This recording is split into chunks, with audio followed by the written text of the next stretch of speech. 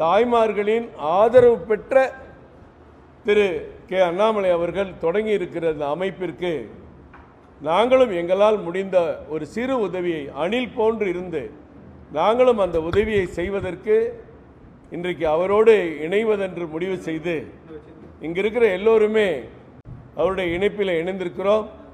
விமான நிலையத்தில் வரவேற்பு கொடுக்கவும் செல்கிறோம். இதில் தமிழகம் எதிர்பார்க்கிற ஒரு தலைமை, தமிழகம் மக்கள் எதிர்பார்க்கிற ஒரு ஆற்றல் மிக்க தலைமை, தமிழக மக்கள் இளைஞர்கள் தாய்மார்கள் எதிர்பார்க்கிற ஒரு அறிவு சார்ந்த தலைமை திரு அண்ணாமலை அவர்களிடம்தான் இருக்கிறது. மற்ற எந்த தலைவர்களையும் நான் குறை சொல்ல விரும்பவில்லை.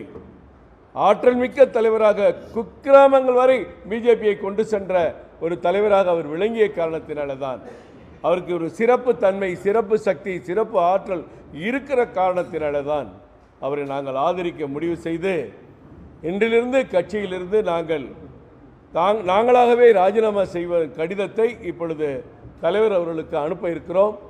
விமான நிலையத்திலே அவருக்கு வரவேற்பு அளிக்கக்கூடிய ஆயிரக்கணக்கான தொண்டர்கள் அங்கே வருகிறார்கள். அவர்களோடு நாங்களும் சென்று வரவேற்பு அளிக்க இருக்கிறோம் என்பதையும் இந்த நேரத்திலே தெரிவித்துக் கொள்கிறேன்.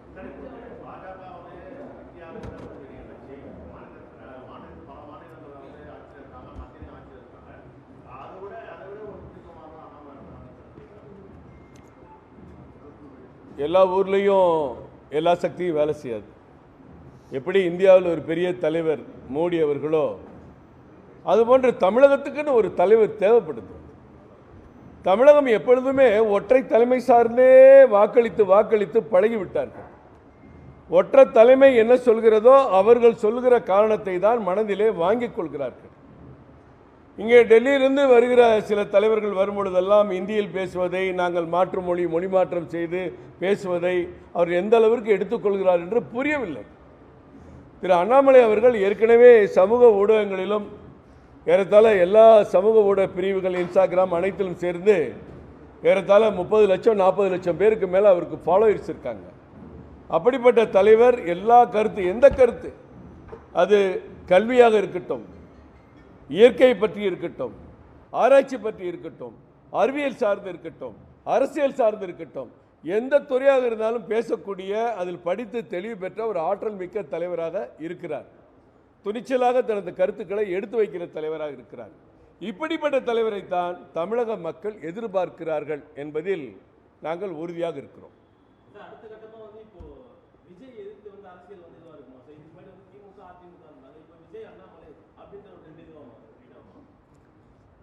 விஜயை எதிர்த்து அரசியல் இருக்காது. ஆனால் விஜய் ஆட்சியை எதிர்த்து இருக்கலாம் இல்லையா? இன்னைக்கு எல்லா கட்சியும் அதான் செய்வாங்க.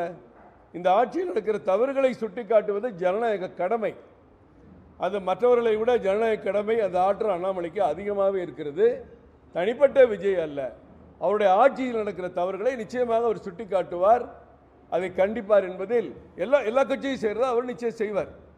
அவர் இன்னும் கொஞ்சம் மாற்றமாக இளைஞர்களோடு இணைந்து ஒரு அரசியல் பயணத்தை மேற்கொள்ள இருக்கிறார். வழக்கமாக ஒரு வேட்டி சட்டையை போட்டுட்டு ஒரு 50 பேர் பின்னாடி நடக்க முன்னாடி போக அப்படிலாம் இல்லாமல் ஒரு சாதாரண சாமானியனா நம்மளோட எல்லாரோடையும் இணைந்து செயல்பட போறார் நான் நினைக்கிறேன்.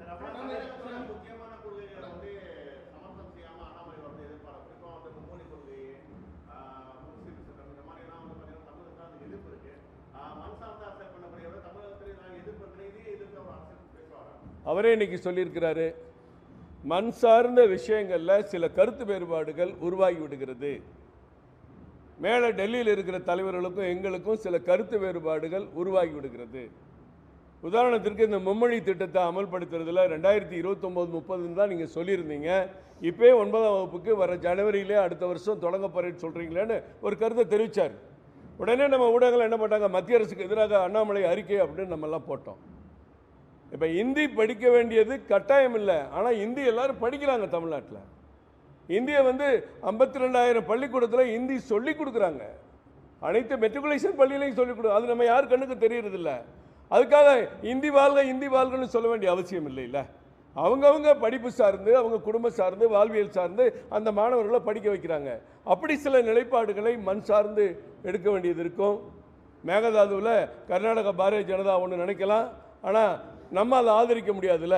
இங்கே நம்மன் சார்ந்து நம் தமிழக விவசாயிகள் பாதுகாப்புக்காக மேகதாது அணை கட்டுவதை தடுத்து நிறுத்திதான் ஆக வேண்டும். இப்படி பல்வேறு விஷயங்கள் அவர் ஏற்கனவே சொல்லியிருக்காரு. நம்ம பிராந்திய உணர்வோடு, தமிழன் என்ற அடையாளத்தோடு, இந்தியன் என்ற பெருமிதத்தோடு நான் செயல்படுத்துவேன்னு சொல்லியிருக்காருன்னு நினைக்கிறேன்.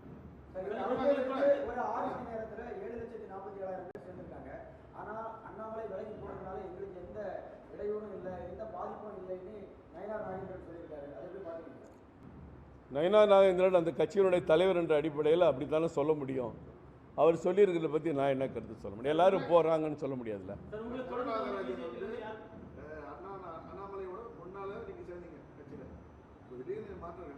இல்லை, அதான் சொன்னேன், அண்ணாமலை எனக்கு யாருன்னே தெரியாது. நான் கட்சியில் சேரும்போது அண்ணாமலை அவர்கள் கமலாலயத்தில் ஒரு முறை நான் இருக்கும்போது அங்கே மதிய நேரத்தில் வந்தார். அவங்களோட வந்து நான் சாப்பிட்டு உட்காந்து சாப்பிட்டோம். அவர் ப்ளூ ஷர்ட் போட்டிருந்தார். ரொம்ப சாதாரணமான மனிதராக இருந்தார். அப்போ கூட எனக்கு அவர் தான் அண்ணாமலை, ரஜினி சொன்ன அண்ணாமலைங்கிறதுல எனக்கு சத்தியமாக தெரியாது. அப்புறம் அவரோட பேசிவிட்டு அவர் என்னை கொண்டு போய் ஒரு ஆஃபீஸில் ட்ராப் பண்ணுங்கன்னாரு. என் காரில் கூட்டு போய் ட்ராப் பண்ணேன். அன்னைக்கு அந்த அறிமுகம், அந்த பழக்கம் தான். நான் தான் ஏற்கனவே சொன்னேன் சார், மற்ற நியமன தலைவர்கள்லாம் 3 ஆண்டுகளை எண்ணிக்கொண்டு 3 ஆண்டுகளுக்குள் என்ன செய்ய வேண்டும் அதை முடிச்சுட்டு அடுத்து வரக்கூடிய ஒரு கிளிப்பிள்ளை மாதிரி அடுத்து மறுபடியும் ஒரு தலைவர், மறுபடியும் ஒரு தலைவர்னா தமிழ்நாட்டில் எப்படி சார் மாற்றம் கொண்டு வர முடியும்? ஏதாவது ஒன்று இவங்க சொந்தமாக யோசிச்சா கூட செயல்படுத்த முடியாது. அதனால் நம் தமிழ் மண் சார்ந்து தமிழ் மக்கள் உணர்வோடு ஒரு அமைப்பை உருவாக்கணும்னு நினச்சி அவர் இன்றைக்கி பேசியிருக்கிறார். அவர் பேசிய கருத்தை தான் நான் திருப்பி பிரதிபலிக்கிறேன். அதுக்கு நாங்கள்லாம் உறுதுணையாக இருக்கலாம்னு நினைக்கிறோம்.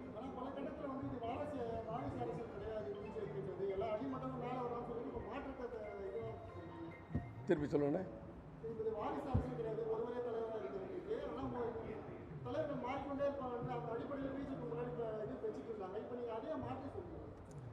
உங்களுக்கு அடிப்படை வெற்றியை உருவாக்கணும்ல.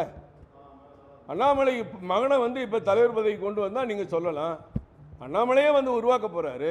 அண்ணாமலை என்ன சொல்லியிருக்காரு? ஒரே குடும்பத்தில் எம்பி எம்எல்ஏ வரக்கூடாதுன்னு சொல்லிட்டாரு. இப்போ ஃபஸ்ட்டு பேட்டியிலே இன்றைக்கி அதான சொல்லியிருக்கிறாரு. ஒரு குடும்பத்தில் ஒருத்தரே எம்பியாக இருக்கணும், அடுத்து 5 முறை எம்பி, 6 முறை எம்பி, 4 முறை எம்எல்ஏ, அதெல்லாம் மாற்றணும்னு சொல்கிறார். இருக்கலாம், பாஜக இருக்கலாம். இல்லை அதெல்லாம் நான் யாரையும் நாங்கள் செட் பண்ணலை, யாரெல்லாம் வரணும்னு பேசலை. இந்த நிமிடம் வரைக்கும் என்னுடைய கட்சி பணியை நான் செஞ்சுட்டு தான் வந்திருக்கேன். இன்றைக்கி காலையில் கூட திரு நயனா நாகேந்திரன் அவர்களோடு நாங்கள் வந்து ஜாதி வாரி கணக்கெடுப்புக்கு ஆதரவான கூட்டத்தில் நானும் பங்கேற்று தான் வந்திருக்கேன். என்னுடைய கடமையிலிருந்து நாங்கள் தவறலை. இங்கே வந்ததில் நிறையா நிர்வாகிகள் என்னோட வந்திருக்காங்க, மாநில நிர்வாகிகள். அவங்களோட நீங்கள் கண்டிப்பாக தெரிஞ்சுக்கன்னு நினைக்கிறேன்.